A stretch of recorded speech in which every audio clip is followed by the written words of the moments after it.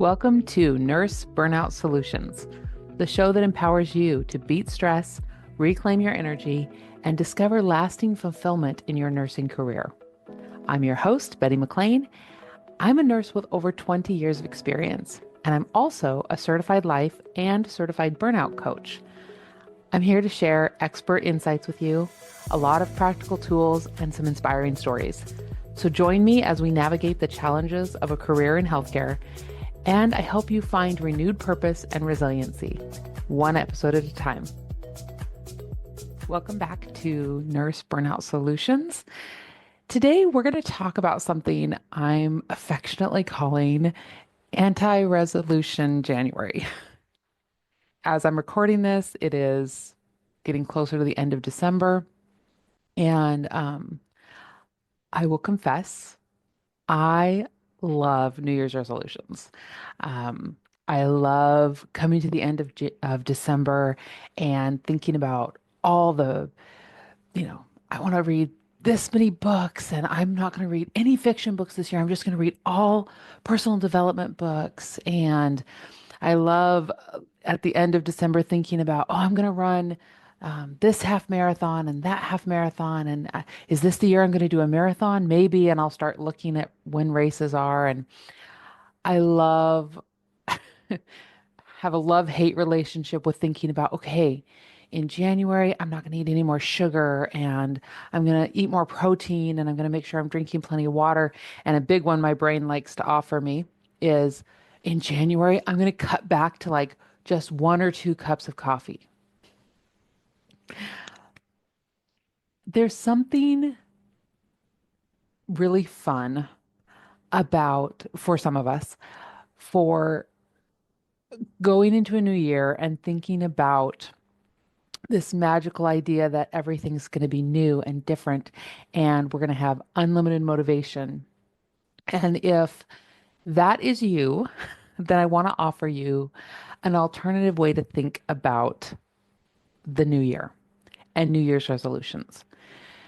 Because really, the more you can accept yourself and the fact that you are great, you are a great human, you're capable, and the current you is pretty incredible already, the more power you're going to bring into the new year to accomplish the things you want to accomplish. So instead of new year, new you, we're going to just talk about being you and empowering you. And it really takes the best way to do this is small steps. And if you have listened to any podcasts about New Year's resolutions, I'm sure you've heard this, but we're going to go over it again because it bears repeating. When you want to make a big change in your life, you want to overhaul your diet, you want to overhaul your exercise routine, or you want to start an exercise routine, you want to be different with your kids, you want to have better boundaries at work, you want to make these big changes, right? The best, most effective way is to start small. This is especially important when you have a high stress job like nursing. And when you get to the end of your shift, you are physically depleted, you are emotionally depleted, you are mentally exhausted. Having these big, huge goals is just one more stress that you're adding to the body. So by starting small, you're actually able to actually integrate those small changes into your life. And we're gonna talk about like some suggestions for doing that. But it really is a more effective way to make long-term change. So some small steps that you might think about is if you are wanting to overhaul your diet, drink more water. Add an extra glass of water to your day, whether that's first thing in the morning, maybe you forget it first thing in the morning, drink it at noon. If you forget it at noon, drink it before you go to bed, right? Make sure you're getting in 1 or 2 extra glasses of water, right? You might, if having better boundaries or being a happier or being more in touch with yourself and understanding yourself better is important to you in the new year, you could start with a 5-minute pause. So that's literally a couple of times a week, whether you're sitting in your car, whether you are in your bed before you go to bed. Maybe you set up your little comfy reading chair and you light a candle and just sit for 5 minutes and notice what your brain does. You don't have to journal, although journaling is a really effective way to get in touch with yourself. Deep breathing is another really good way. But again, not making it a long, involved, complicated resolution. It's 5 minutes, couple of times a week, instead of I need to journal for 30 minutes a day and then I need to do 30 minutes of meditation, right? You see how if it's a small little step, we can actually incorporate it more lovingly into our schedule. So you are making yourself better, right? You are coming into the new year, new you, but you are doing it in such a way that you're building on small little changes rather than saying, my old life was terrible. I have to create a new life. Okay. I would love to encourage you to try little small steps. And while you're thinking about an anti resolution January, I want you to think of a couple of things that you maybe need to get rid of. Okay.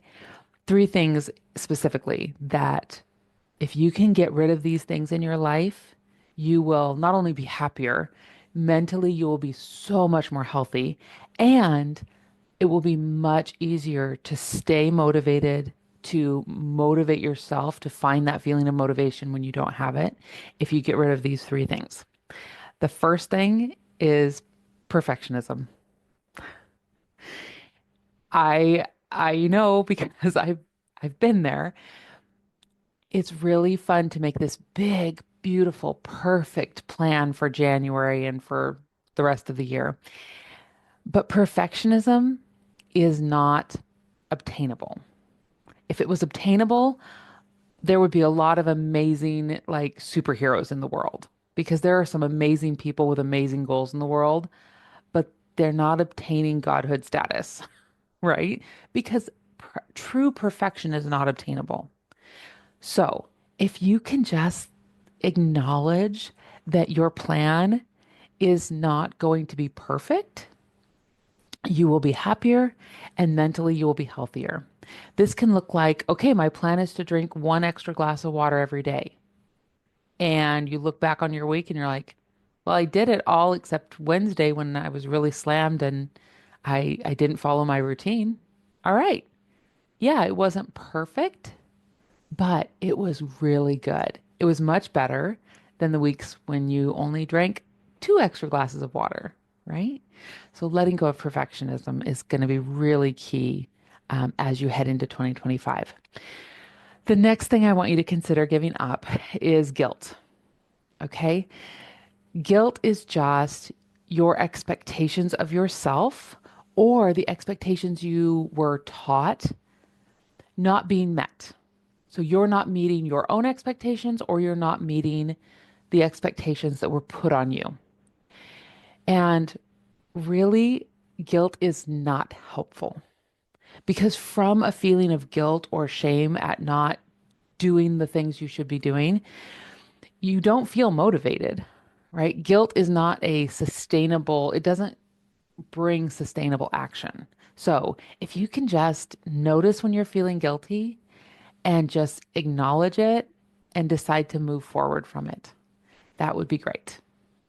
It would be great for you. And it'll be great for the people around you too. The last thing I want you to give up, and this is one that I have actually effectively been able to give up. The other two are still a work in, well, not perfectionism so much. I'm good there, but guilt is still one that I'm working on giving up. The last thing I want you to give up as you head into 2025 is the shoulds. Okay. I should be doing this, this, and this. When I get home, I should do this, this, and this. When you say, I should do this and such, it really tends for most of us to feel very heavy. Okay. So for me, I was driving to work a couple days ago and I thought, And my flavor, the way my brain offers it to me is I need to. So I need to, I should, I need to do this. And I felt like, oh, I need to do this. I keep forgetting.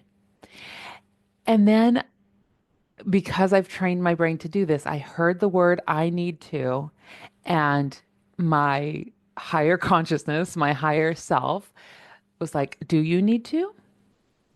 And I caught myself because that's what I've trained myself to do. When I hear myself say I should or I need to, I ask myself, do you?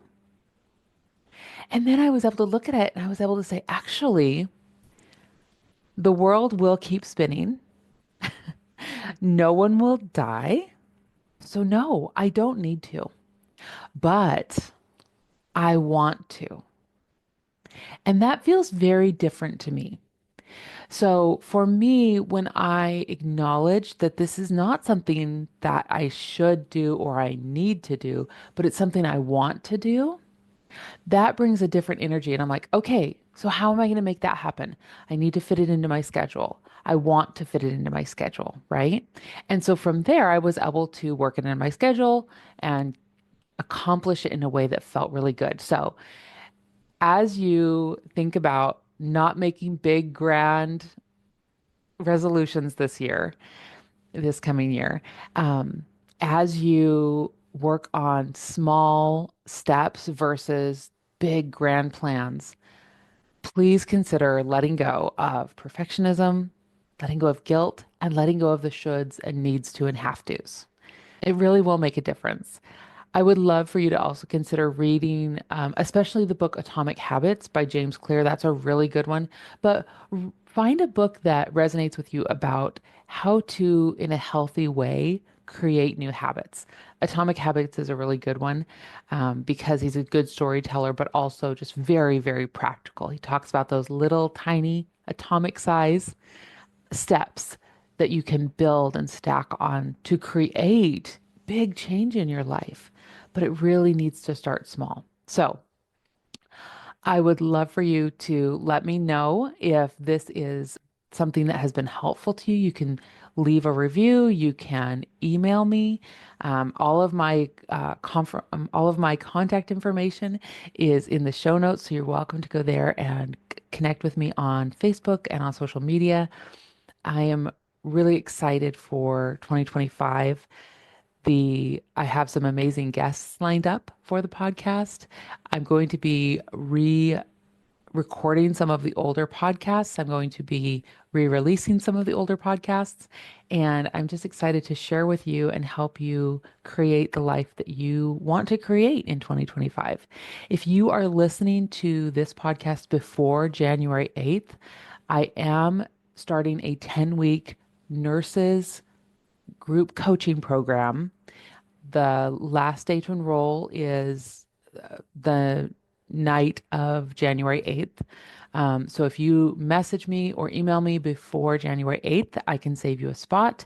It's going to be all about supporting you to make those habit changes, to create boundaries and practice them and stick to them, helping you accomplish your goals, helping you create more emotional stability and resilience in your life as you head into 2025. So if that's something that's of interest to you, definitely contact me and we can save you a spot in that 10-week nurse coaching program. I hope you have a beautiful day and I will talk to you later. Thanks for listening today to Nurse Burnout Solutions. Remember, I really believe that all stress is manageable and burnout is not inevitable. If you are struggling with stress or in burnout, I can help. Check out the show notes for ways that we can connect and get you the support that you deserve.